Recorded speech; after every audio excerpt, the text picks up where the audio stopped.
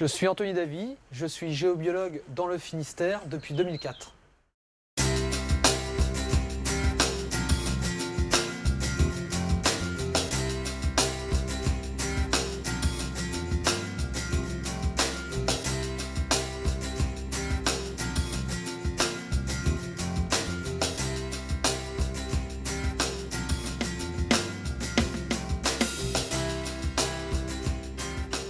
Après avoir quitté l'armée où j'étais décontamineur, j'ai fait une formation avec Thierry Gauthier sur la géobiologie et une formation à l'ASDER sur les énergies renouvelables et la maîtrise de l'énergie, puis une formation avec Jean-Pierre Oliva sur la bioclimatique en 2007. Depuis 2007, je suis formateur à la Chambre des métiers d'artisanat de Bretagne sur la géobiologie.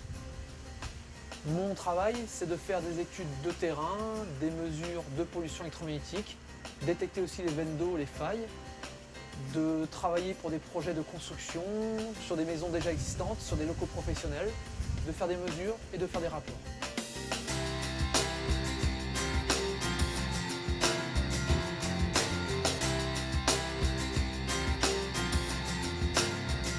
J'interviens pour des études dans les maisons ou sur des terrains avant l'implantation de la maison, pour placer la maison dans la zone la plus neutre possible, pour éviter que les chambres soient placées sur ces zones de rayonnement. Et ça me sert aussi pour des détections de points de forage, pour trouver le débit et la profondeur des veines d'eau. Je viens de détecter une veine d'eau. L'eau en frottant contre la roche va générer une déformation du champ magnétique terrestre à sa verticale. C'est ce qu'on va essayer d'éviter au niveau des chambres et au niveau de l'implantation des maisons.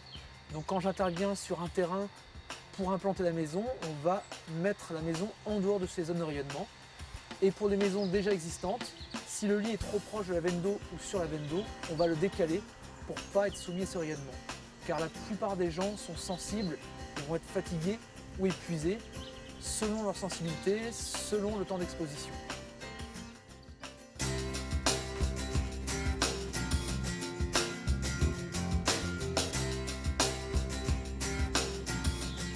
La partie la plus importante de mon travail, c'est les mesures des pollutions électromagnétiques.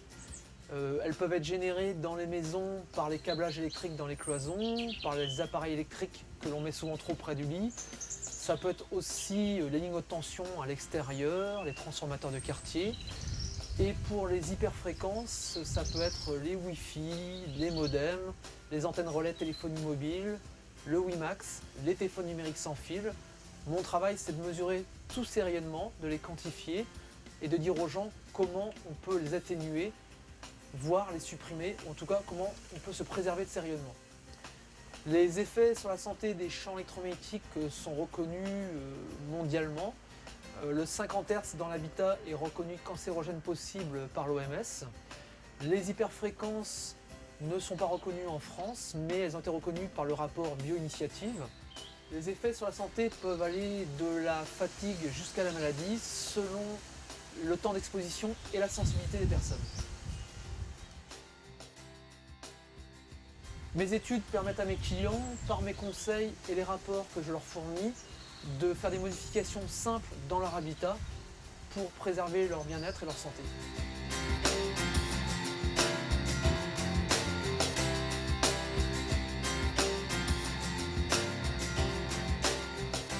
Si vous voulez plus d'informations sur mon métier et mes prestations, visitez mon site internet.